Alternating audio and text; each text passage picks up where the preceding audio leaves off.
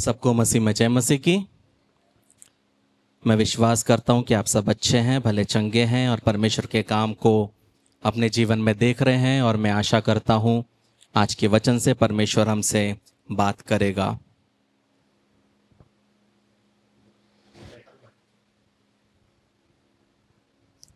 आज का जो वचन है वो उत्पत्ति 32 उसका 22 से 31 से लिया गया है। Genesis chapter 32 verses 22 to 31।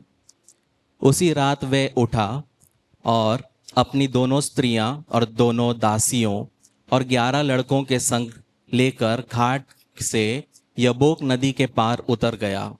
उसने उन्हें उस नदी के पार उतार दिया, वरन अपना सब कुछ पार उतार दिया, और याकूब आप अकेला रह गया। तब कोई पुरुष आकर पौ फटने तक उससे मल्लयुद्ध करता रहा। जब उसने देखा कि मैं याकूब पर प्रबल नहीं होता, तब उसकी जांघ की नस को छुआ, और याकूब की जांघ की नस उससे मल्लयुद्ध करते करते चढ़ गई। तब उसने उससे कहा, मुझे जाने दे, क्योंकि भोर होने वाला है। याकूब ने कहा, जब तक तू मुझे आशीर्वाद ना दे तब तक मैं तुझे जाने ना दूंगा। और उसने याकूब से कहा, तेरा नाम क्या है? उसने कहा, याकूब। उसने कहा, तेरा नाम अब याकूब नहीं परंतु इस्राएल होगा, क्योंकि तू परमेश्वर से और मनुष्यों से भी युद्ध करके प्रबल हुआ है। याकूब ने कहा, मैं विनती करता हूँ, मुझे अपना नाम बता। उसने कहा, तू मेरा नाम क्यों पूछता है? तब उसने उसको वहीं आशीर्वाद दिया।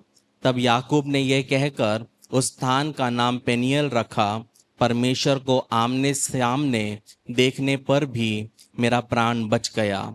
पेनियल के पास से चलते चलते सूर्य उदय हो गया और वे जांघ से लंगड़ाता था। इस्राएली जो पशुओं को की जांघ को जोड़ने वाले जगानस को आज के दिन तक नहीं खाते, इसका कारण यही है कि उस पुरुष ने याकूब की जांघ के जोड़ में जंगानस को छुआ था। आज का जो वचन का टाइटल है वो है, उसके स्पर्श ने मेरी चाल बदल दी। उसके स्पर्श ने मेरी चाल बदल दी। प्रियो, बहुत बार मसीह जीवन में हम बहुत चीज़ों से डरते हैं। बहुत बार हम दुआ करते हैं कि परमेश्वर मेरे साथ कभी भी ऐसा नहीं होना चाहिए, कभी भी मेरे साथ वैसा नहीं होना चाहिए। हम सब एक विश्वास की लड़ाई में क्या करते हैं, मसीह जीवन को जीते हैं। लेकिन प्रियो, हम जो प्रभु में बहुत समय से है, हम एक चीज़ जानते हैं कि परमेश्वर हमें क्या करता है, संघर्षों के बीच में तैयार करता है। मतलब असल ताकत एक मसीही के जीवन में संघर्ष के बीच में से जब वो होके गुजरता है तभी होता है। और बहुत बार लेकिन जिस चीज़ से हम डरते हैं, जो चीज़ हम चाहते हैं कि हमारे जीवन में कभी ना हो, वही चीज़ बहुत बार हमारे जीवन में क्या हो जाता है, होता है। और बहुत बार हम क्या करते हैं, हम हिल जाते हैं और लेकिन हमें समझ में नहीं आता कि हम क्या करें।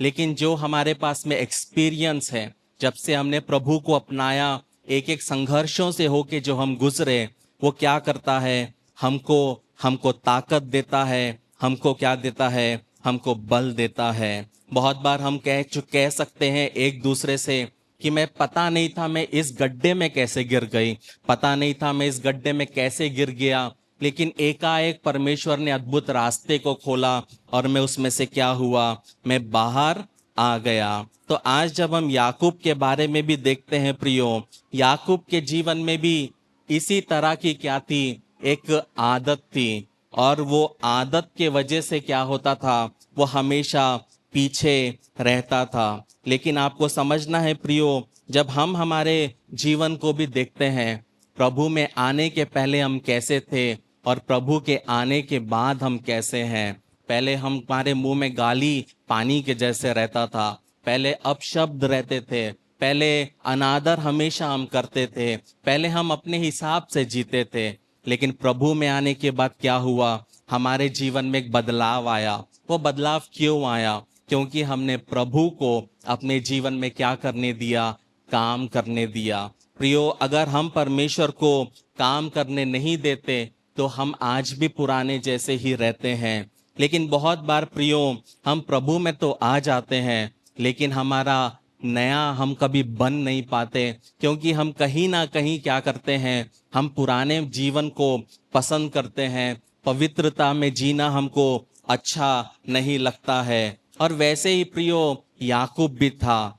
याकूब कितना भी अच्छा चाह ले, वो एक क्या था, एक चालबाज था। वो कितना भी कुछ कर ले, वो क्या था, एक धोखेबाज था।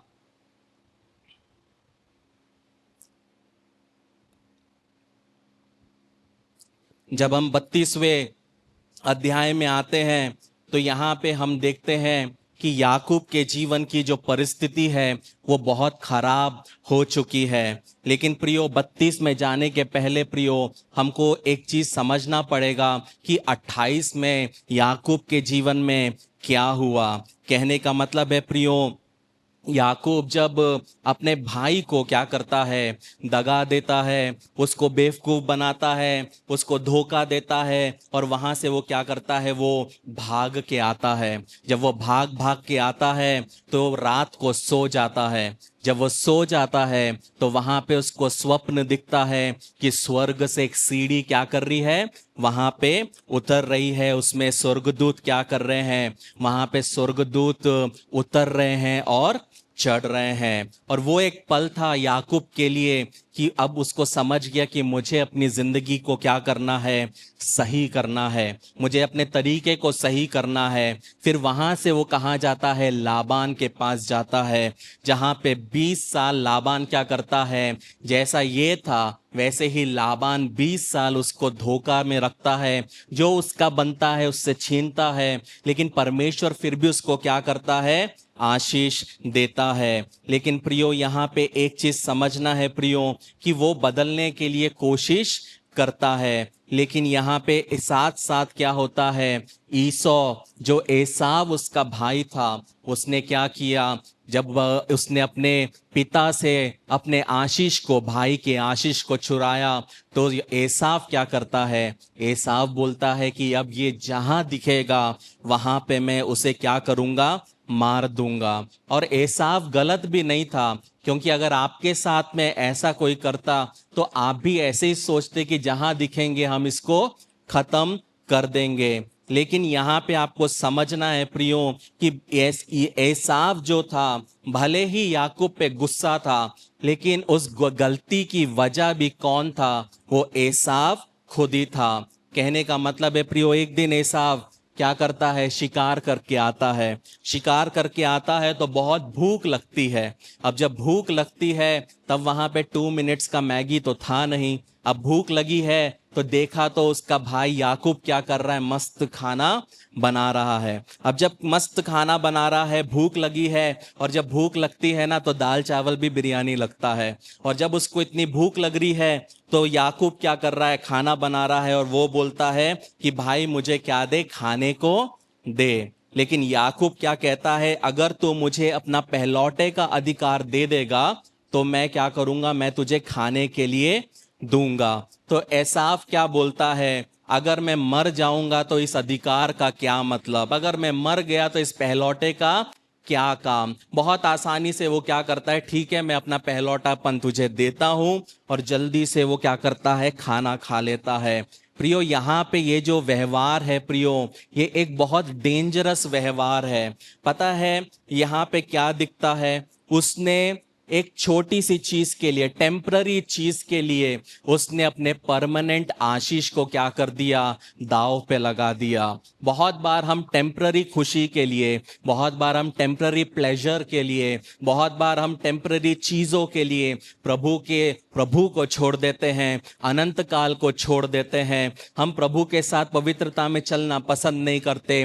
कुछ मिनटों की खुशी के लिए, कुछ घंटों की खुशी के लिए हम फिर से क्या करते हैं, यीशु मसीह को सूली पर चढ़ा देते हैं। इसलिए प्रियो, जब आप अपनी जिंदगी में सबसे ज्यादा जब इमोशनल है, तब सबसे ज्यादा आपको सावधान रहना है, क्योंकि जिस पल हम इमोशनल रहते हैं, जिस पल हम डिप्रेशन में रहते हैं, थके हुए रहते हैं, दुखी रहते हैं, वही क्षण में शैतान क्या करता है, हमें गिराने की कोशिश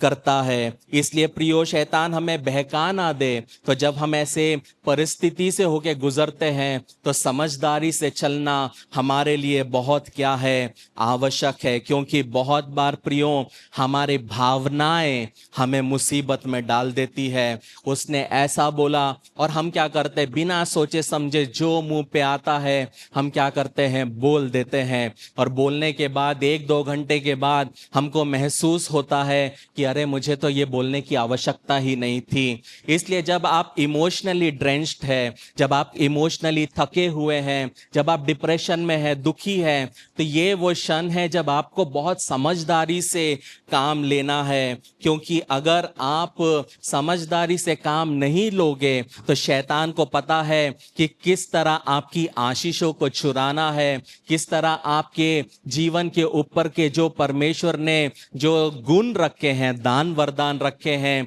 उसको किस तरह खराब करना है। लेकिन प्रियो, हम सिर्फ एसाव को दोष नहीं दे सकते, क्योंकि याकूब भी खुद में ही एक गड़बड़ व्यक्ति है। याकूब भी खुद में चालाक है, और वो क्या करता है, अपने फायदे के लिए अपने परिवार का क्या करता है, उपयोग में लाता है। याकूब एसाव को प्रियो एक बार धोखा नहीं देता, याकूब एसाव को 2 बार धोखा देता है। एक बार गलती की जाए तो हम समझ सकते हैं, हम माफ कर देते हैं, लेकिन बार बार अगर एक ही गलती किया जाए तो उसको कैसी माफी मिलेगी। तो ये जो प्रियो, ये जो बात है, ये बहुत ही गंभीर बात है। और यहाँ पे समझना है प्रियो कि बार बार जब हम एक गलती को करते जाते हैं, तो वो गलती नहीं रहती, बल्कि वो हमारा एक बिहेवियर बन जाता है, हमारा एक व्यक्तित्व बन जाता है। इसलिए प्रियो, जब कोई गलती पहली बार होती है,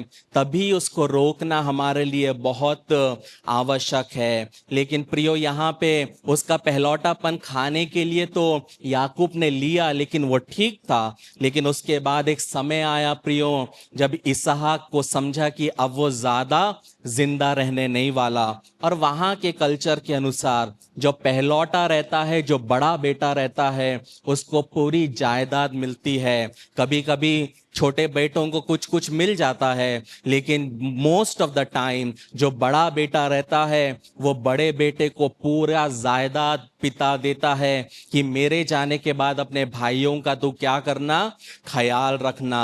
तो इसहाक अपने बेटे को बोलता है, बेटा आखिरी बार मैं तेरे हाथ का मटन खाना चाहता हूँ, मैं चाहता हूँ कि तू जा, तू शिकार कर, मेरे लिए पका, और मैं उसको खाने पाऊं, और मैं तुझे क्या दूं, आशीष देने पाऊं। लेकिन वहीं इसहाक को नहीं पता था कि उसकी पत्नी वहां पे पीछे से कर्टन के क्या कर रही थी, सुन रही थी। और याकूब जो था वो क्या था, रेबेका का लाडला था। तो एकदम से रेबेका याकूब को बुलाती है, याकूब को बोलती है, बेटा मेरे पास में आ, तेरे पापा जो है ना, एसाव को पूरी आशीष देना चाहते हैं। तू एक काम कर, तू जल्दी से अच्छा एक बछड़ा ला ले, मैं उसको तेरे पिता के स्वाद अनुसार मैं बनाती हूँ। तू एसाव के कपड़े पहन ले, चमड़ी हाथ में लगा ले, और जाके क्या कर, पिता के सामने खड़े हो जा। और उस प्रकार अंधे पिता के सामने याकूब जाके एसाव के आशीष को क्या कर लेता है, चुरा लेता है। लेकिन प्रियो, यही तो है प्रियो याकूब की समस्या, ये छल करता है, ये दूसरों का रूप धारण करता है और धोखा देता है। और प्रियो, वो बनने की कोशिश करता है जो असल में नहीं है, सिर्फ इसलिए कि वो हासिल कर सके जो उसका नहीं है। प्रियो, जब हमारे जीवन में हम छल करते हैं, हम कपटीपना करते हैं, हम किसी का दूसरा रूप धारण करते हैं, हम किसी को धोखा देने के बारे में सोचते हैं, जो हम नहीं है वो बनने की कोशिश करते हैं, हम असल में परमेश्वर के सामने एक याकूब बन जाते हैं। प्रियो, मुझे मेरे लिमिटेशंस पता है, मुझे पता है मैं क्या अच्छा कर सकता हूँ, मैं क्या अच्छा नहीं कर सकता हूँ। कभी भी दूसरे के जैसे जिंदगी में बनने की कोशिश नहीं किया, हमेशा यीशु मसीह जैसा बनने की कोशिश किया।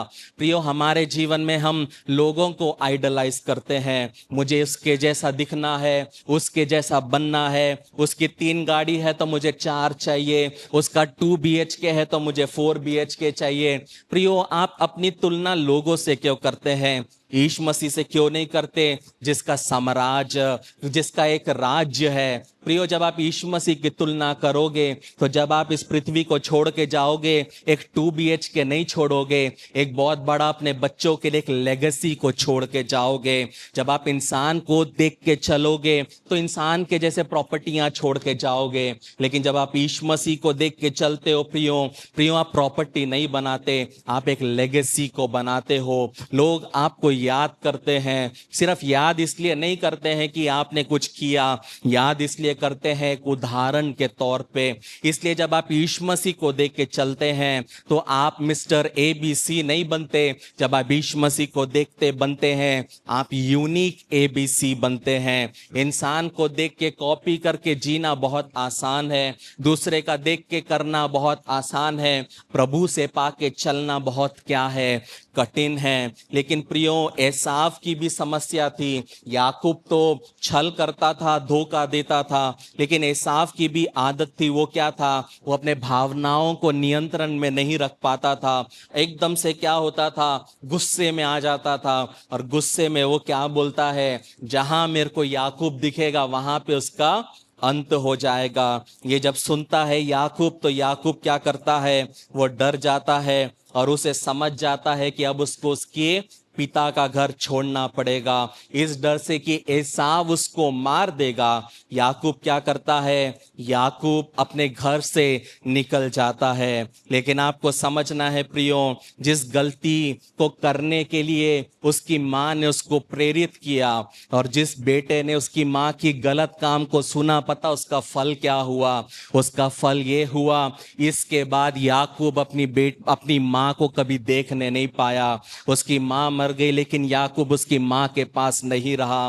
कहने का मतलब है प्रियो, आप जब कुछ गलत करते हैं, आप जब किसी गलत का साथ देते हैं, उस सब के पीछे क्या होता है प्रियो, परमेश्वर को पता है कि उसका दंड किस तरह देना है। लेकिन आपको समझना है प्रियो, इतनी गड़बड़ी के बाद भी परमेश्वर का जो अनुग्रह था वो याकूब के जीवन में था, वो उसके परिवार में था। परमेश्वर ने उस आशीष को, उस वायदे को जो अब्राहम के साथ किया, वो परमेश्वर ने उठाया नहीं। प्रियो, वो ही यही चीज के लिए हमें परमेश्वर को धन्यवाद देना है कि हाँ, मेरे जीवन में कमी होते हुए भी परमेश्वर ने अपने अनुग्रह को हटाया नहीं। मेरे जीवन में पाप होते हुए भी परमेश्वर ने मुझे इस दुनिया से हटाया नहीं। ये चीज हमें प्रोत्साहित करना चाहिए। हाँ, हमारे जीवन में, हमारे परिवार में समस्या है, हाँ, हमारे रिश्तों में दरार हो सकती है, हाँ, हमने धोखा दिया होगा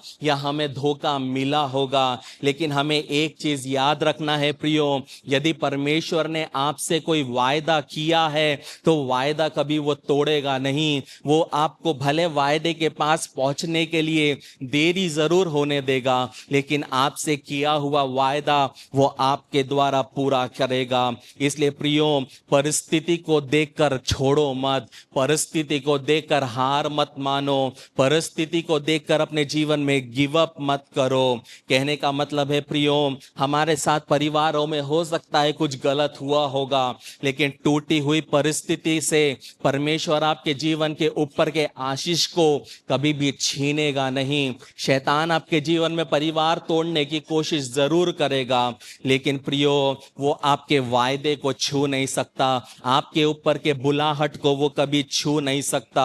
इसलिए बहुत ज़रूरी है आपके ऊपर जो परमेश्वर ने वायदा किया है उस वायदे को कायम रखना बहुत ज़रूरी है। तो जब हम प्रियो 32वें अध्याय में जाते हैं, याकूब डिसीजन लेता है कि अब समय आ चुका है, मुझे कहाँ जाना है, मुझे अपने घर वापस जाना है। लेकिन उसको पता है कि एसाव भी क्या करता है, रास्ते में आ रहा है। और वो अकेले एसाव नहीं आ रहा है, बल्कि एसाव 400 लोगों के साथ आ रहा है। यहाँ पे जब याकूब को पता चलता है कि एसाव मेरे पास आ रहा है और 400 लोगों को लेके आ रहा है, तो याकूब क्या करता है, डर जाता है। और याकूब जो है यबूक नदी के पास में पहुंचता है। वो अपने परिवार को 2 हिस्सों में बांटता है, ताकि अगर एक परिवार पे, एक झुंड पे हमला हो तो वो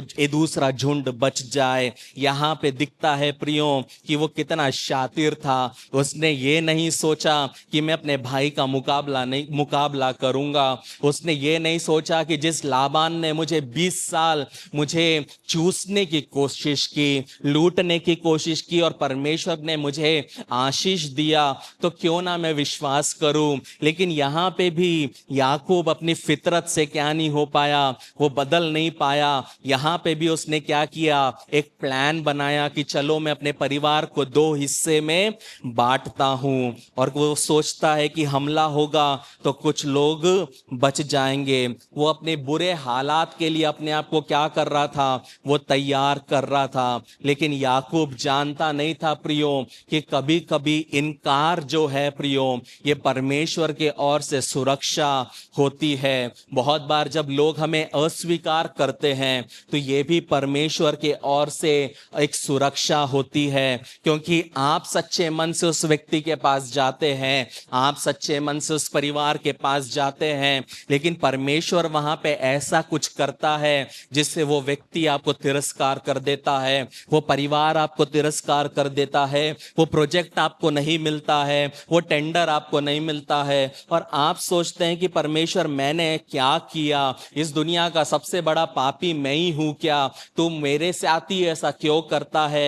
लेकिन प्रियो आपको समझना है कि हर बंद दरवाजा शैतान नहीं करता है। कई बार आपके जीवन के बंद दरवाजे परमेश्वर खुद करता है। पता है क्यों?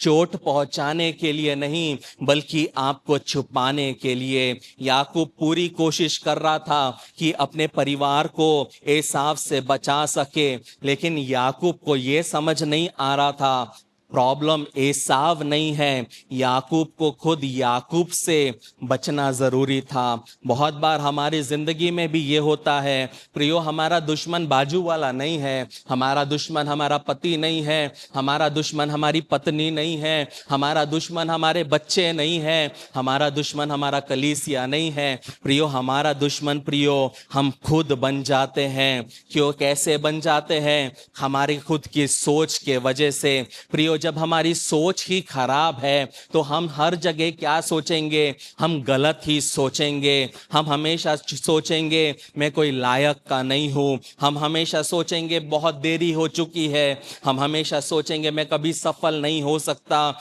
हम हमेशा सोचेंगे मेरे साथ कुछ अच्छा नहीं हो सकता। जब आप इस टाइप की मेंटालिटी लेके आप कलीसिया में क्यों ना आओ, आप परमेश्वर के सन्निधान में क्यों ना बैठो, आप परमेश्वर के सन्मुख में जाके 21 दिन क्या प्रियो 2100 दिन क्यों ना उपवास और प्रार्थना कर लो। ये सोच के साथ परमेश्वर आपको कभी उपयोग में नहीं ला सकता। कभी कभी हमारे जिंदगी का सबसे बड़ा दुश्मन प्रियो हम खुद बन जाते हैं, क्योंकि हमारे जीवन में शैतान गलत सोच से भर देता है, डर से भर देता है, संदेह से भर देता है। और इस डर के वजह से, इस सोच के वजह से, इन संदेहों के वजह से हम परमेश्वर के काम को अपने जीवन में देख नहीं पाते। हमारे प्रार्थना करने से सब कुछ नहीं होता प्रियो, आपका सोच और विचार भी बहुत जरूरी है। कई बार प्रियो हमें छुटकारा शैतान से नहीं चाहिए, कई बार हमें हमारा छुटकारा लोगों से नहीं चाहिए, हमारा छुटकारा खुद से होना बहुत जरूरी है। अगर एक रोड में लड़का लड़की खड़े हैं और अगर आपको वो बॉयफ्रेंड और गर्लफ्रेंड ही लगते हैं तो आपकी सोच बहुत गलत है। यही दिखाता है प्रियो, एक छोटी सी सोच, एक छोटी सी चीज में आप क्या सोचते हो, ये दर्शाता है कि आपकी सोच कैसी है और आपको परमेश्वर कितना उपयोग में ला सकता है। जब हम 24वां वचन पढ़ते हैं प्रियो, वहां पे याकूब अकेला रहता है और वो अपने परिवार को बचाने के लिए छोड़ देता है और वो खुद वहां पे अकेला थकेला रह जाता है। प्रियो यहाँ पे मैं एक बात कहना चाहता हूँ उन लोगों से जो यहाँ बैठे हैं और जो सिंगल है,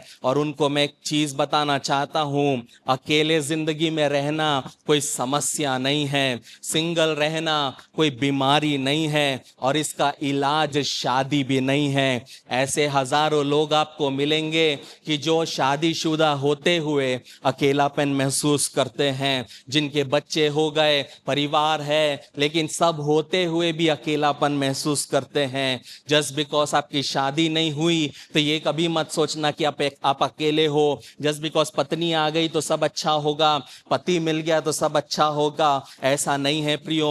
अकेलापन यीशु मसीह क्यों लाता है, अकेलापन परमेश्वर हमारे जीवन में क्यों लाता है, एक वजह से लाता है। पता है क्यों अकेलापन लाता है? क्योंकि जब तक आप झुंड में रहोगे आप कभी भी परमेश्वर की ओर से पा नहीं पाओगे, आप परमेश्वर की ओर से उस प्रकाशन को पा नहीं पाओगे, आप परमेश्वर की ओर से उस बुलाहट को समझ नहीं पाओगे। शोर में आप भटक जाते हो, 10 लोगों को सुनोगे तो 10 सोच आपके अंदर आएगा। इसलिए बहुत बार परमेश्वर जब एक व्यक्ति को तैयार करता है प्रियो, वो अकेलेपन में तैयार करता है, वो उस व्यक्ति को अलग करता है।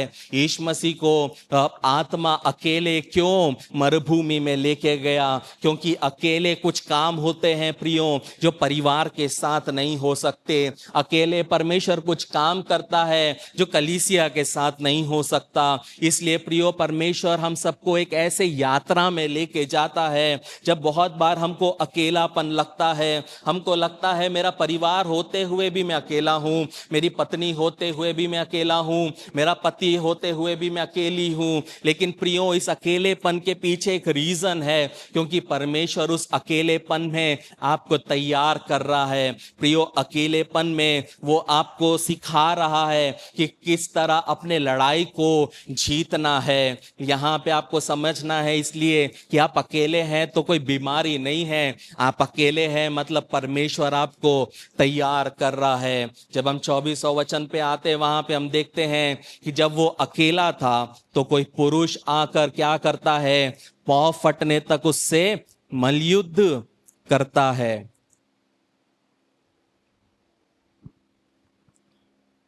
प्रियो यहां पे एक चीज समझना है प्रियो कि यहाँ पे लिखा है कोई पुरुष।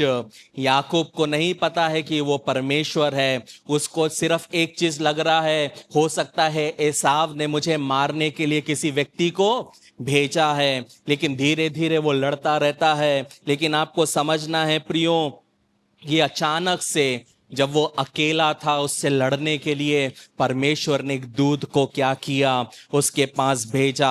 उसको कोई बुलावा नहीं दिया, उसने परमेश्वर को नहीं बुलाया, उसने कोई तैयारी नहीं की, उसको नहीं पता था उस अंधेरे में उसके साथ क्या होगा। लेकिन चुपचाप बिना सूचना के परमेश्वर एक दूत को याकूब के पास भेजता है।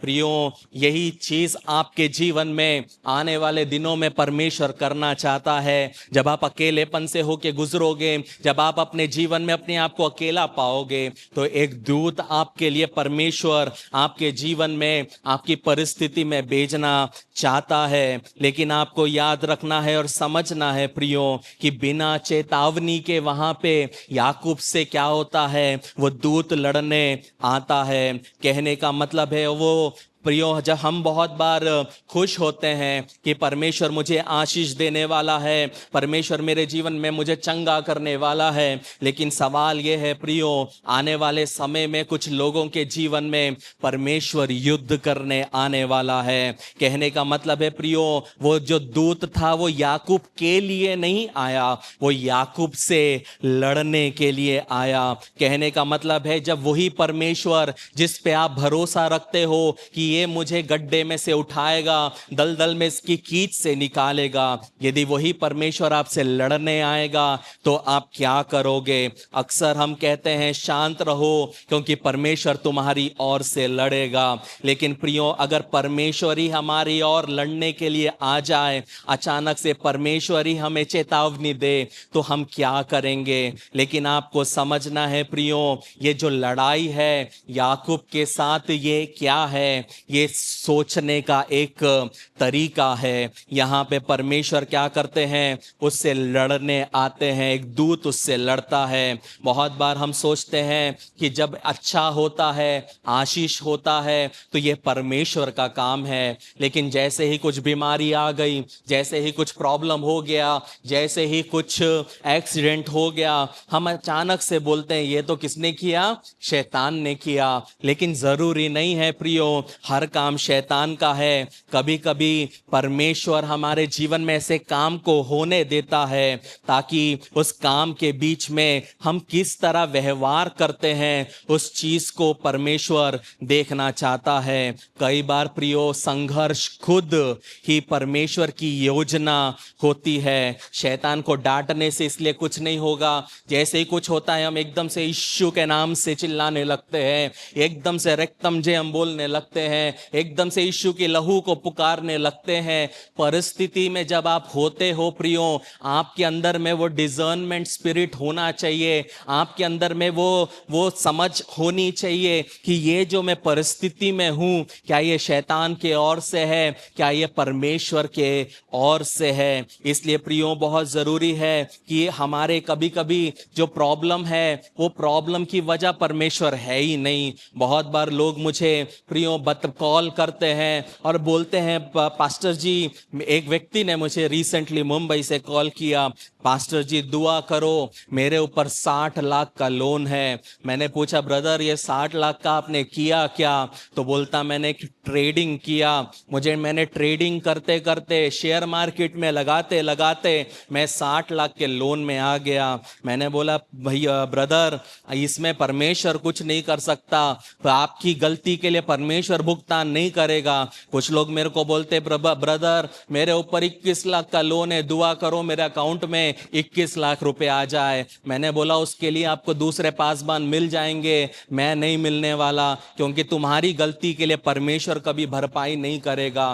प्रियो मसीह ने, प्रभु ने हमें बुद्धि दिया है, आत्मा का ज्ञान दिया है, मसीह जीवन को जीने का एक तरीका है। यदि सही तरीके से जियोगे तो कभी भी आपको वैसी परिस्थिति में आना नहीं पड़ेगा कि आपको किसी से मांगना पड़े। इसलिए बहुत जरूरी है प्रियो, परमेश्वर जितना देता है उसमें खुश रहना। चाहे 2 वक्त की रोटी हो या दाल हो, उस रूखी सूखी रोटी और दाल में यदि परमेश्वर का आशीष है, आप कभी बीमार नहीं पड़ोगे, आप कभी क्या नहीं रहोगे, आप हमेशा तंदुरुस्त रहोगे। लेकिन यहाँ पे जब लड़ाई याकूब के जीवन में आती है प्रियो, लड़ाई में उसको साथ देने वाला कोई नहीं है, इस बार उसको खुद लड़ना होगा। पिताजी के समय में माँ थी, लेकिन यहाँ पे कौन है? यहाँ पे उसके ना नौकर चाकर है, यहाँ पे ना उसके बच्चे हैं, यहाँ पे ना उसकी पत्नियां हैं, लेकिन यहाँ पे ये लड़ाई उसको अकेले लड़ना है। लेकिन प्रॉब्लम, बड़ी बात यह है, यदि लड़ाई दिन में होती तो बहुत अच्छे से हम लड़ सकते हैं, लेकिन यहाँ पे लड़ाई जो है रात में हो रही है। आप क्या करोगे प्रियो? यदि परमेश्वर ही आपके खिलाफ है, परमेश्वर ही ये मल्लयुद्ध को ला रहा है, लेकिन उस मल्लयुद्ध में परमेश्वर आपके लिए आसान नहीं कर रहा है, बल्कि आसान के बजाय और दिक्कत में ला रहा है। हम में से ज्यादातर ज़्यादातर लोग प्रियो, हम हमेशा ये चाहते हैं कि परमेश्वर हमारे लिए सब कुछ करे, लेकिन प्रियो हम खुद विश्वास में एक कदम भी उठाना नहीं चाहते। लेकिन प्रियो आपको समझना है, जब मसीह जीवन में शैतान रात को वार करे, जब आत्मिक जीवन में शैतान रात को वार करे, आप मसीह जीवन को कैसे जीने पाओगे? आप कौन से पासबान के पास जाओगे? आप कौन से भविष्यवक्ता के पास जाओगे? यदि परमेश्वर आपको ऐसे परिस्थिति में डाल दे जहां पे ऐसे आप एक कुंड में हो, आपका मोबाइल नहीं चल रहा, आपका बच्चा मरने पे है, आप अकेले हो, आपकी पत्नी है, वहां पे आप क्या करोगे? तब आपको समझ में आएगा, हाँ मुझे दुआ में जाना था, वहां पे आत्मा के दान के बारे में बताया जाता था, वहां पे मैं अपने आप को चमका सकता था, वहां पे मैं अपने आप को तैयार कर सकता था, लेकिन मेरे लिए दोस्त इंपॉर्टेंट थे, मेरे लिए घूमना इंपॉर्टेंट था। लेकिन अब जब वो परिस्थिति आई जहां पे मुझे खुद यहाँ पे एक छुटकारे को लेना है, अब मैं वो छुटकारा ले नहीं पा रहा, क्योंकि वो छुटकारा पाने के लिए मैं तैयार नहीं हुआ। यहाँ पे याकूब ने अपने पूरे परिवार को क्या कर दिया? भेज दिया। अब रात का समय है। अब रात का कितना समय है? करीब करीब 6 घंटा याकूब क्या कर रहा है? करीब करीब 6 घंटा याकूब यहाँ पे लड़ रहा है। लेकिन प्रियो, यहाँ पे वो बिना गारंटी के लड़ रहा है। उसको नहीं पता कि वो जीत पाएगा कि नहीं पाएगा, लेकिन वो क्या कर रहा है? वो लड़ पा रहा है। आज परमेश्वर का आत्मा इस वचन से पूछता है कि आप में से कितने लोग दुआ करके लड़ सकते हैं? आप में से कितने लोग वचन पढ़ के लड़ सकते हैं? आप में से कितने लोग समय पे चर्च आके लड़ सकते हैं? आप में से कितने लोग अपने परिवार से प्रभु के लिए लड़ सकते हैं? आप में से कितने लोग प्रभु के लिए लोगों से लड़ सकते हैं, समाज से लड़ सकते हैं? प्रियो, हम सोचते हैं परमेश्वर मैं 3 दिन का उपवास करूंगा, मैं 3 दिन में भूखे रहूंगी तो तू मेरी प्रार्थना सुन ले। नहीं सुनेगा, क्योंकि परमेश्वर को आप बार्गेन नहीं कर सकते। आपके भूखे रहने से परमेश्वर को आप हिला नहीं सकते। प्रियो, परमेश्वर को आप खाते पीते भी हिला सकते हैं यदि आप पवित्रता में चले, यदि आप सच्चाई से चले, यदि आप खराई से चले। आपको उपवास करने की जरूरत नहीं है उसके लिए। उपवास का मतलब कुछ और है। उपवास नहीं करना ये मैं नहीं सिखा रहा, लेकिन उपवास करके भूखा रहकर परमेश्वर से कुछ पाना बिलाम का प्रार्थना जैसा है। प्रियो, उपवास करना मतलब अपने मैं को मारना। उपवास करना मतलब अपने घमंड को मारना। उपवास करना मतलब अपने शरीर की अभिलाषाओं को मारना। यहाँ पे प्रियो, याकूब जो है वो लड़ता रहता है, वो क्विट नहीं करता, वो लड़ता रहता है। प्रियो, बहुत बार हमारे जीवन में रास्ता साफ नहीं दिखता, धुंधला दिखता है, लेकिन परमेश्वर बोलता है क्या तू करेगा? परमेश्वर बोलता है क्या तू चलेगा? परमेश्वर बोलता है क्या तू आगे बढ़ेगा? हम सब चाहते हैं कि एकदम से कनान देश पहुंच जाए। हम चाहते हैं परमेश्वर एकदम से हमें कनान देश की नदियों में हमें तैरना सिखा दे।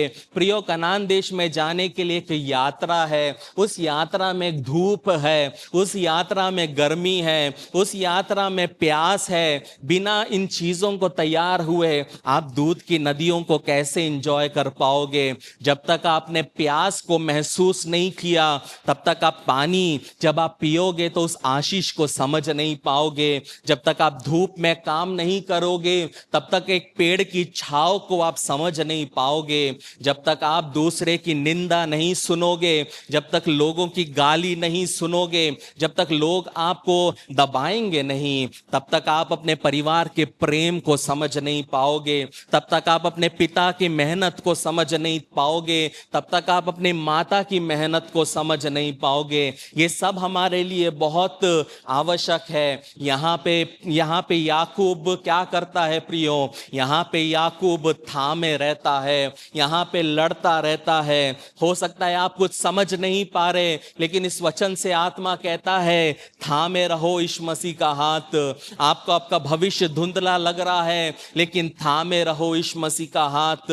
आप बहुत बार जिंदगी में हारे होंगे, आपके बच्चों का फ्यूचर आपको धुंधला दिख रहा होगा, लेकिन आत्मा कहता है कि यीशु का हाथ थामे रहो। यहाँ पे क्या होता है प्रियो, यहाँ पे सुबह होने वाली है, यहाँ पे याकूब लड़ रहा है, और यहाँ पे लिखा है कि तब कोई पुरुष आकर पौ फटने तक उससे मल्लयुद्ध करता रहता है। जब हम 25वें वचन में आते वहां लिखा है, जब उसने देखा मैं याकूब पर प्रबल नहीं होता, तब उसकी जांग की नस को छुआ, और याकूब की जांग की नस उससे मल्लयुद्ध करते ही करते क्या हो गई, चढ़ गई। प्रियो, यहाँ पे वो दूत याकूब से लड़ रहा है, लेकिन हार रहा नहीं है। हमको क्या लगता है प्रियो,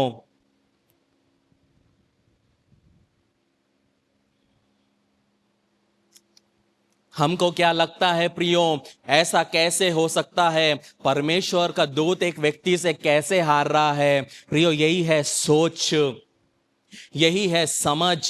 जिस प्रकार एक बेटा अपने पिता के साथ लड़ता है, जब एक छोटा बेटा रहता है, एक पिता अपने बेटे के साथ लड़ता है, उसको धक्का देता है, उसके साथ में आर्म रेसलिंग करता है, लेकिन जैसे ही बेटा धक्का मारता है, पिता क्या होता है, जानबूझ के पीछे गिर जाता है। जब बेटा पप्पा को धक्का मारता है, पिता चाहे तो रप से मारेगा, वो घूम घूम के गिरेगा, लेकिन पिता क्या करता है, अपने बेटे के आत्मविश्वास को बढ़ाने के लिए धीरे धीरे अपने बेटे के साथ वो बाप क्या करता है, बाप लड़ता है, बाप हारता है। पता है क्यों हारता है? क्योंकि बेटे को कभी नहीं लगना चाहिए कि पापा मुझसे ज्यादा शक्तिशाली है। बेटे को बचपन से लगना चाहिए कि मैं पापा से शक्तिशाली हूं। वो जो आत्मविश्वास उसके अंदर है, उस आत्मविश्वास को बाप को दबाना नहीं है, उस आत्मविश्वास को माँ बाप को दबाना नहीं है। वो आत्मविश्वास जो बचपन से उस बच्चे में है, उसको बूस्ट करना है। तो जिस तरह एक पिता अपने बेटे से हारता है, इस मल्लयुद्ध में भी ये स्वर्गदूत क्या करता है, लड़ता रहता है, याकूब से लड़ता रहता है। याकूब को लगता है मैंने अपने पिता से मैं जीत गया, मैंने एसाव को 2 बार बेवकूफ बनाया, मैंने लाबान से देखो मैं खाली हाथ गया था, देखो मेरे नौकर चाकर हो गए, मेरी बीवियां हो गई, मेरे पास मैं सब कुछ कर सकता हूं। वो यहां पे भी क्या कर रहा है, हाथ से लड़ रहा है। लेकिन आपको समझना है प्रियो कि दूत ने उसके जांग को क्यों छुआ, दूत ने उसके हाथ को पसली या हाथ के हड्डी को क्यों नहीं निकाला? कभी आपने सोचा है प्रियो, उसका एक मतलब है। लेकिन वहां तक पहुंचने के पहले आपको एक चीज समझना है, रात भर जब उस दूत ने उसको छुआ तो उसको कुछ नहीं हुआ, लेकिन जब सुबह होने लगी, जब दूत ने उसको छुआ गिरीश, तो क्या हुआ, झांग से वो निकल गया। तो इधर समझना है कि परमेश्वर के स्पर्श होते हैं। परमेश्वर कभी कभी आपको छूता है आपको चंगा करने के लिए, परमेश्वर कभी कभी आपको छूता है बहाल करने के लिए, परमेश्वर कभी कभी आपको छूता है जब आप गिरते हैं तो पकड़ने के लिए, परमेश्वर कभी कभी आपको छूता है जब आप गड्ढे में हैं तो पकड़ के उठाने के लिए। ये समझना बहुत जरूरी है कि परमेश्वर का छूना अलग अलग प्रकार का है। हर बार परमेश्वर आपको छुटकारा नहीं देगा, कभी कभी ये छूना एक परमेश्वर की तरफ से एक मार भी हो सकता है। यहां पे परमेश्वर ने याकूब के जांग को छुआ, पैर को छुआ, लेकिन हाथ को पता क्यों नहीं छुआ? क्योंकि परमेश्वर चाहता है याकूब तेरे जीवन में कुछ भी क्यों ना हो जाए, तू मेरे हाथ को थामे रहे। तू मेरे हाथ को अगर थामे रहेगा तो मेरा अनुग्रह तेरे लिए काफी है। यदि तू मेरे हाथ को पकड़े रहेगा, यदि तू मेरे साथ चिपका रहेगा, तो कुछ भी क्यों ना हो जाए, यदि वायदा मैंने तुझे 1999 में क्यों ना दिया हो, यदि वायदा मैंने 2004 में क्यों ना दिया हो, यदि कोई वायदा मैंने 2021 में क्यों ना दिया हो, यदि तू मेरे साथ चिपके रहेगा, यदि तू मेरे साथ मेरे हाथ को थामे रहेगा, तो उस वायदे को तू अपने जीवन में, अपने परिवार में देखने पाएगा। यहाँ पे याकूब की जांग तो उखड़ गई, लेकिन वो क्या कर रहा है, वो लड़ रहा है, वो परमेश्वर को थामे हुए लड़ रहा है। प्रियो, परमेश्वर यही तो चाहता है हमसे कि प्रियो, जब हमारे जीवन में दुख आए, हमारे जीवन में मुसीबत आए, हमारे जीवन में तंगी आए, हम प्रियो जिसके पास प्रभु नहीं है उनके जैसे इधर उधर हम ना भागे, बल्कि हम परमेश्वर के सन्मुख में आके घुटनों पे झुके, हम परमेश्वर से बोले, हे प्रभु तू जानता है मेरे जीवन में क्या है, हे प्रभु तू जानता है मेरे घर में क्या है, हे प्रभु तू जानता है मेरे बच्चों के लिए क्या है। प्रियो, वो एटीट्यूड हमारे जीवन में होना, ये विश्वास हमारे जीवन में होना बहुत जरूरी है। प्रियो, मैं जब अपनी नानी से मिलता था, नानी के पास जाके, भले ही मुझे कम टाइम मिला है, नानी मुझे एक एक वाक्या बताती थी किस तरह परमेश्वर ने उनको जरूरतों को पूरा किया। एक बार उन्होंने बताया, घर में 3-4 बच्चे हैं, खाने के लिए कुछ नहीं है, रात को दुआ कर रहे हैं, किसी से मांगना नहीं है, प्रार्थना करते रहना है। नाना और नानी दुआ कर रहे हैं, बच्चे भूखे हैं, प्रार्थना करते जा रहे हैं। तीसरे दिन सुबह के समय कोई आके दरवाजा खटखटा रहा है। जब दरवाजा कोई खटखटाता है, नाना खोलते हैं तो एक व्यक्ति रहता है, इतना सारा खाना लेके आया है। वो बोलते हैं, मेरे को सोने नहीं मिल रहा, मुझे चैन नहीं मिल रहा। कोई मुझसे कहता है कि उस जॉर्ज के घर में जाओ, उसको खाना बना के दो। मुझे नहीं पता तुम्हारे घर की परिस्थिति क्या है, लेकिन ये खाना लो, मुझे चैन से सोना है। कहने का मतलब है प्रियो, इस तरह के चिन्ह और चमत्कार देखकर, प्रियो, ये कहानियां सुनकर मैं परमेश्वर में बड़ा हुआ हूं। मेरा एक सवाल है, आप अपने बच्चों को क्या एक चमत्कार आपके जीवन में हुआ आप सुना पाओगे? आप अपने नाती पोतों को क्या बता पाओगे? आप क्या ये बताओगे, मेरे जीवन में ये था तो बजाज फाइनेंस जिंदाबाद, हमारे जीवन में ये था तो मामा जिंदाबाद? आप कौन सा कहानी अपने नाती पोतों को बताओगे? आप क्या छुटकारे का कहानी अपने बच्चों को बताओगे? ये कहानियां कब आती है प्रियो? ये कहानियां, ये छुटकारा, ये टेस्टमनी, ये गवाही कब आती है? ये गवाही तब आती है प्रियो, जब हम पूर्ण तौर पे किसी मनुष्य पे आसरा ना रखते हुए घुटनों पे घंटों घंटों, चाहे रात हो जाए चाहे दिन हो जाए, और जब हम घुटनों में बैठते हैं, जॉब है लेकिन छोड़ दो जॉब दूसरी मिल जाएगी, लेकिन मुझे मेरा छुटकारा चाहिए। प्रियो, वो जो सोच और विचार के साथ यदि हम मसीह जीवन में आगे नहीं बढ़ सकते, तो आने वाला जनरेशन एक आत्मिक जनरेशन कभी भी नहीं हो सकता। प्रियो, आज परमेश्वर इस वचन से कहना चाहता है प्रियो, कि मैं आपको ऐसी जगह छूंगा जो आपको निशान तो देगी, लेकिन मेरा अनुग्रह तुम्हारे लिए काफी होगा।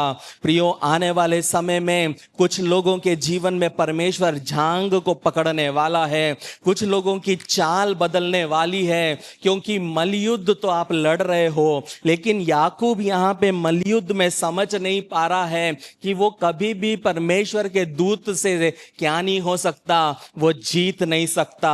यदि आप परमेश्वर के विरुद्ध जीते जाओगे, यदि आप उसके वचन के खिलाफ चलते जाओगे, आप छल और कपट में जीते जाओगे, तो आने वाले समय में कुछ लोगों की झांग यीशु मसीह पकड़ने वाला है।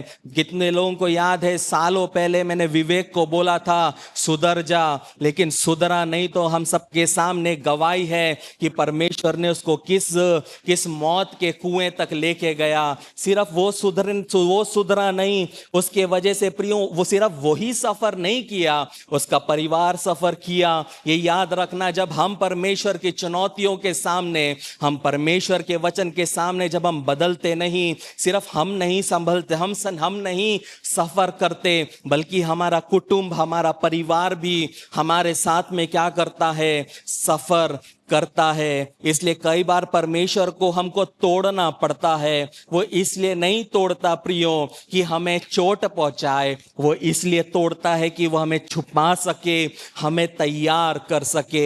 हम बहुत बार परमेश्वर की आशीषों को चाहते हैं, हम बहुत बार परमेश्वर चाहते हैं कि परमेश्वर मेरे लिए दरवाजा खोले, लेकिन आत्मा एक चीज पूछना चाहता है, मेरे बेटे और मेरे बेटी, यदि आशीष के पहले अगर मैं तुझे तोड़ना चाहूं तो तू क्या करेगा? करेगा? यदि तेरे प्रार्थना के उत्तर के पहले मैं तुझे तोड़ना चाहूं तो तू क्या करेगी? यदि तू तोड़ने के लिए तैयार है, यदि तू अपने आप को तोड़ने के लिए तैयार है, तो मैं तुझे मरहम लगा के एक नया मनुष्य बनाना चाहता हूं। मैं तेरी चाल को बदलना चाहता हूं। जो जमाने से जनरेशन से जो तुम्हारा परिवार जिस तरह जीता है उस तरीके से जीना परमेश्वर नहीं चाहता। परमेश्वर चाहता है कि तुम्हारे जीवन में एक अपग्रेड हो। परमेश्वर चाहता है आपके परिवार में एक अपग्रेड हो। परमेश्वर चाहता है आपकी सोच में एक अपग्रेड हो। कहने का मतलब है प्रियो, परमेश्वर आपको क्या कर रहा है? तैयार कर रहा है। जब वो तैयार कर रहा है तो उसको दर्द मत समझो।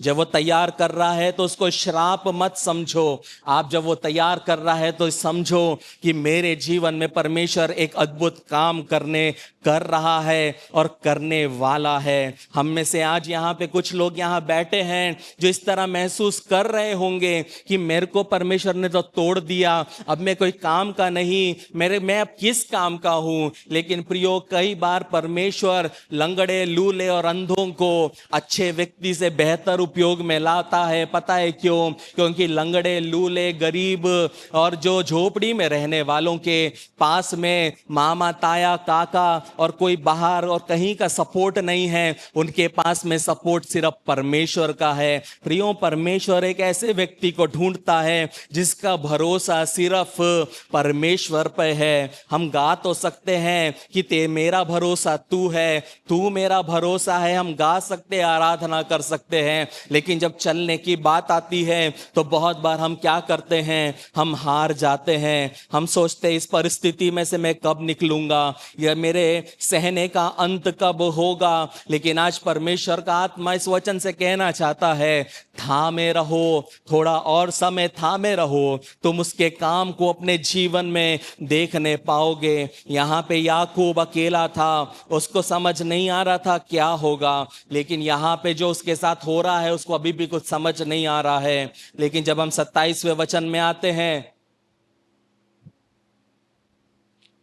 वहां पे याकूब से जब वो दूत मलयुद्ध हार नहीं रहा था याकूब, तो याकूब से पूछता है तेरा नाम क्या है? और वो उत्तर देता है, याकूब उसको उत्तर देता है, मेरा नाम क्या है? याकूब है। अब मेरे को बताइए प्रियो, मुझे समझाइए, सर्व ज्ञानी परमेश्वर, सर्वव्यापी परमेश्वर को क्या याकूब का नाम पता नहीं था? याकूब का नाम परमेश्वर को पता था, लेकिन क्यों परमेश्वर टाइम वेस्ट कर रहा है? क्यों वो स्वर्गदूत उससे पूछ रहा है कि तू कौन है, तू क्या है? तो यहाँ पे याकूब मलयुद्ध करके हार के वो स्वर्गदूत को बोलता है मेरा याकूब नाम है। पता है इनडायरेक्टली वो क्या बोल रहा है? मुझे पता है कि मैं एक चालबाज हूं, मुझे पता है मैं धोखा देने वाला हूं। परमेश्वर यही तो उसके मुंह से सुनना चाहता था कि तू है कौन? तू मेरे सामने में मुझसे कुछ छुपा नहीं सकता।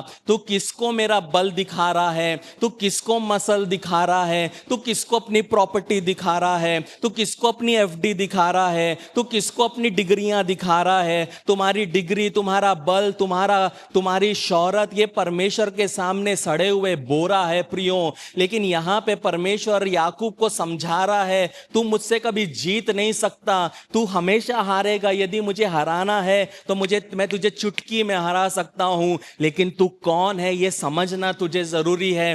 तुझे तेरी कमी को एक्सेप्ट करना जरूरी है। हम परमेश्वर के सामने व्हाइट कॉलर लेके चले जाते हैं, हम परमेश्वर के सामने बहुत बड़े बिशप बन के चले जाते हैं, पर कई बार परमेश्वर को लगता होगा कि मैं तो उठ ही नहीं सकता, ये मेरी जगह पे बैठ जाएगा। हम इतने अति पवित्र हो के मसीह जीवन को जीते हैं कि परमेश्वर से हम खुद इतने दूर हो जाते हैं कि हम उस समय समझ में भी नहीं आता। लेकिन इसलिए प्रियो बहुत जरूरी है कि हमें एक्सेप्ट करना है कि हम कौन हैं, हम में क्या कमी है। जब परमेश्वर के सामने जाओ तो सिर्फ अपनी जरूरतें मत बताओ, परमेश्वर के सामने जाओ तो उसको सच्चाई बताओ कि मैं कितना घिनौना हूं, मेरी सोच कितनी गंदी है, मैं किस नजर से देखता हूं, मेरे क्या क्या मेरे जीवन में मैं किस तरीके से जूझता हूं, ये परमेश्वर को बताओ। क्योंकि परमेश्वर परफेक्ट लोगों को ढूंढने नहीं आया। परमेश्वर जानता है हम कितने पानी में हैं, परमेश्वर जानता है हम कितने गंदगी में हैं। परमेश्वर सिर्फ एक चीज चाहता है प्रियो हमसे, कि हम एक्सेप्ट करें कि हाँ प्रभु जी मुझ में कमी है, तू मुझे तोड़, तू मुझे बना, मैं हूं घिनौना, मैं मुझ में है कमी। यही तो परमेश्वर प्रियो हमसे चाहता है। और यहां पे 28वें वचन में जब आते हैं तो वो दूत कहता है, तेरा नाम अब याकूब नहीं परंतु इस्राएल होगा, क्योंकि तू परमेश्वर से और मनुष्य से भी युद्ध करके प्रबल हुआ है। यहां पे वो दूत उससे कहता है कि तू सोचता है तू याकूब है, लेकिन अब से तू याकूब नहीं, लेकिन कौन है तू? एक इस्राएल होगा। अब यहां पे आपको समझना है प्रियो कि ये सवाल जो था ये रुकावट नहीं थी, ये सवाल जो था ये एक निमंत्रण था। जब हम परमेश्वर के सामने अपनी गलती को मानते हैं प्रियो, ये रुकावट नहीं बनेगी। जब हम अपनी कमी को परमेश्वर को बोलेंगे, ये कभी भी उसके आशीषों को रुकावट नहीं बनेगी। आप सोचेंगे मैं एक्सेप्ट कर लूंगा तो परमेश्वर अपने काम को बंद तो नहीं कर देगा, अभिषेक को ले तो नहीं लेगा, नहीं लेगा, बल्कि उसके काम आपके जीवन में और बढ़ेंगे, आपका अभिषेक और बढ़ेगा। क्योंकि जितना ज्यादा आप अपनी गलतियों को परमेश्वर के सामने मानोगे, उतना आप अपने आप को पवित्र करोगे, उतना आप अपनी गंदगी को साफ करोगे, और परमेश्वर का आत्मा उतना ज्यादा आपके अंदर, आपके द्वारा, आपके जीवन में, आपके परिवार में काम करने पाएगा। याकूब को अंदाजा भी नहीं था कि उसके अंदर में एक देश बैठा है। वो याकूब को पता भी नहीं था कि उसके अंदर में एक इस्राएल जिंदा है। कहने का मतलब है प्रियो कि बहुत बार हम जब मसीह जीवन को जीते हैं तो हमको लगता है मैं क्या हूं, मैं तो एक व्यक्ति हूं। लेकिन याद रखो प्रियो, जब आप परमेश्वर के साथ उठते बैठते हो, आप नहीं जानते कि आपके अंदर में क्या बीज है, आपके अंदर में क्या पोटेंशियल है, आपके द्वारा परमेश्वर क्या करना चाहता है। इसलिए बहुत जरूरी है प्रियो कि आप कौन हो। आप जो शीशे में दिखते हो वो आप नहीं हो, प्रभु में आप कौन हो, ये चीज समझना जरूरी है। याकूब को पता नहीं था कि वो कौन है, लेकिन बचपन से जब परमेश्वर याकूब को देखता था, हमेशा एक इस्राएल को देखता था। इसलिए जब परमेश्वर आपको देखता है प्रियो, मनुष्य आपको हो सकता है चालबाज बोले, मनुष्य आपको धोखेबाज बोले, पर मनुष्य हो सकता है आपको बोले एक नंबर का झूठा है, एक नंबर की झूठी है। लेकिन जब परमेश्वर आपको देखेगा तो परमेश्वर बोलेगा ये इस्राएल है। कहने का मतलब है अपने आप को लोगों के नजरिए से देखना बंद करो। परमेश्वर जिस तरह आपको देखता है उस तरीके से देखना जरूरी है। यहां पे याबोक नदी के सामने में क्या होता है, याकूब खड़ा है और वहां पे यह मल्लयुद्ध हो रहा है। लेकिन पानी के बीच में मल्लयुद्ध हो रहा है या बाहर हम नहीं जानते, लेकिन पानी में मल्लयुद्ध करना याकूब के लिए नई बात नहीं है। ये दूसरी बार है याकूब पानी में लड़ रहा है। पहली बार कहां लड़ा? पहली बार जब मां के गर्भ में था तो पानी के अंदर अपने भाई से लड़ता हुआ निकला, और जब भाई लड़ रहा था मुझे पहला निकलना है, मुझे पहला निकलना है, एक मल्लयुद्ध मां के गर्भ में पानी में याकूब और एसाव की लड़ाई होती रही। और जब एसाव निकला तो उसके एड़ी को पकड़कर याकूब भी बाहर निकला। कहने का मतलब है प्रियो, वहां पे जब वो फ्लैश में, जब वो बाहर निकला, जब वो फ्लैश में बाहर निकला तो वो उसने अपने शरीर के आदतों के अनुसार वो एक धोखेबाज बन गया। लेकिन जब उसने परमेश्वर के साथ मल्लयुद्ध किया उस नदी के सामने, या उस नदी में, पता है वहां पे एक नया याकूब न्यू बॉर्न हुआ, एक नया जन्म हुआ। वहां पे याकूब मर गया और वहां पे इस्राएल खड़ा हो गया। एक बपतिस्मा का फिगर वहां पे हम देख सकते हैं प्रियो, कि जब हम बपतिस्मा लेते हैं पुराना व्यक्तित्व जाता रहता है, हम प्रभु में एक नए व्यक्तित्व के साथ में खड़े होते हैं। कहने का मतलब है प्रियो, बहुत बार हमारे जीवन में जो लड़ाइयां हो रही है वो लड़ाइयां पता है क्यों हो रही है? वो लड़ाइयाँ इसलिए हो रही है, परमेश्वर हमारे अंदर में कुछ नई आदतों को जन्म देना चाहता है। परमेश्वर हमारे अंदर में एक नया गीत देना चाहता है। परमेश्वर हमारे जीवन में एक नई गवाही को देना चाहता है। परमेश्वर हमारे अंदर में एक नए एक्सपीरियंस को देना चाहता है। कहने का मतलब है प्रियो, जब हम 31वें वचन को पढ़ते हैं, वहां लिखा है याकूब उस जगह को पेनियल नाम देता है। फिर पेनियल के पास से जब वो चलते चलते सूर्य उदय होता है तो वो अपने जांग से लंगड़ाते हुए जाता है। अब हम सबसे इंपॉर्टेंट पार्ट में आ गए हैं प्रियो। यहाँ पे याकूब क्या कर रहा है? लंगड़ा के चल रहा है। किस तरह चल रहा है? लंगड़ा के चल रहा है। अब दूर से कौन आ रहा है? दूर से एसाव आ रहा है। जब दूर से एसाव आ रहा है तो याकूब को लकड़ी की मदद से चलते हुए देख रहा है। एसाव सोचता है कि ये कैसे हो गया, मेरा भाई तो ऐसा नहीं था, पिछली बार देखा तो मुझसे धोखा देकर डर से भाग कर जा रहा था, कुछ कुछ सामान भी उसके बैग से गिर रहा था लेकिन भागते हुए जा रहा था। लेकिन मेरा भाई की चाल कैसे बदल गई? अब मेरा भाई पहले के जैसा क्यों नहीं चल पा रहा? अब मेरा भाई लंगड़ के क्यों चल पा रहा है? कहने का मतलब है प्रियो, ये जो लंगड़ाना है हमारे जीवन में प्रियो, बहुत बार हम उसको कमजोरी समझते हैं। हमारे जीवन में परमेश्वर ने हमको तोड़ा होगा, मरोड़ा होगा, हमारे जीवन में घाव होंगे, हमारे जीवन में बड़े बड़े न्यूज़ होंगे, लेकिन वो प्रियो न्यूज़ पता है वो हमारी एक गवाही है प्रियो, ऐसा एक सबूत है। यहाँ पे जब याकूब इस तरह लंगड़ाते हुए चल रहा था, ये सबूत था कि उसका परमेश्वर के साथ एक मुलाकात हुआ है। कहने का मतलब है प्रियो, आज परमेश्वर का आत्मा एक ही चीज कहना चाहता है, अपने लंगड़ाहट को अपने जीवन की कमजोरी मत समझो।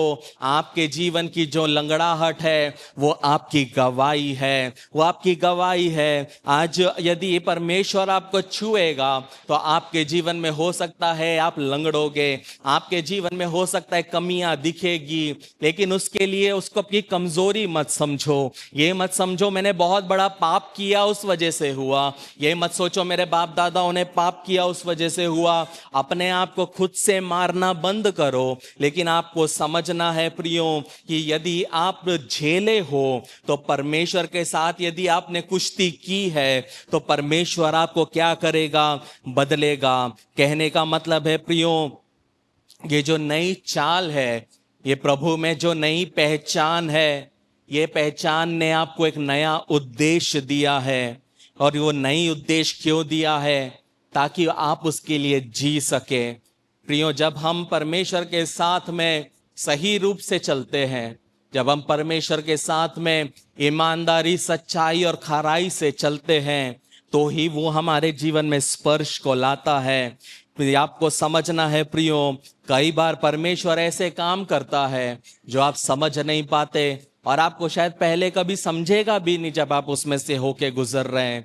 लेकिन एक चीज समझना है कि जब आप सच्चाई और खराई से जब आप चल रहे हो, आपके जीवन में कितना भी दुख क्यों ना आ जाए, आपके जीवन में कितना भी प्रॉब्लम क्यों ना आ जाए, आपको एक चीज समझना है, हर एक प्रॉब्लम, हर एक दुख, हर एक मुसीबत आपको तोड़ने के लिए नहीं है, आपको सजा देने के लिए नहीं है। जिस दिन आपने परमेश्वर को अपना उद्धारकर्ता के रूप में स्वीकार किया, उस दिन उसने जब आपको अपना बेटा बनाया, उसके बाद हर एक तिरस्कार जो आपने सहा, हो सकता है किसी के वजह से आपकी जिंदगी के 4 साल व्यर्थ हो गए, हो सकता है किसी के वजह से आपका परिवार टूट गया, हो सकता है किसी के वजह से आपके ऊपर में जो लोन नहीं आना था वो आ गया, हो सकता है किसी के वजह से आपके बच्चे का भविष्य खराब हो गया। एक चीज हमेशा गांठ बांध लो, हो उसके पीछे भी एक कारण है, वो सही समय पे आप समझ नहीं पाओगे। प्रियो, कनान देश में जाना है तो मरुभूमि में रहना सीखना पड़ेगा। यदि आप परमेश्वर के आशीषों को अपने जीवन में देखना चाहते हो तो जिस प्रोसेस से वो होके लेके जा रहा है, चाहे तंगी हो, मुसीबत हो, अकेलापन हो, दर्द हो, रोना हो, उस सब से होके गुजरो, उस सब से एक घमंड के साथ गुजरो कि परमेश्वर मुझे तैयार कर रहा है, कुछ बड़ा होने वाला है, कुछ बड़ा होने वाला है। अब्राहम को परमेश्वर ने बोला मैं तुझे कनान देश दिखाऊंगा, लेकिन प्रियो अब्राहम क्या किया, तंबू में मर गया। याकूब इसहाक को भी बोला मैं तुझे कनान देश दूंगा, इसहाक भी तंबू में मर गया। याकूब के पास में भी क्या था, एक वायदा था, वो भी तंबू में मर गया, एंड में जाके मिस्र में मर गया। देखा किसने प्रियो, 400 साल के बाद उनके बच्चों ने।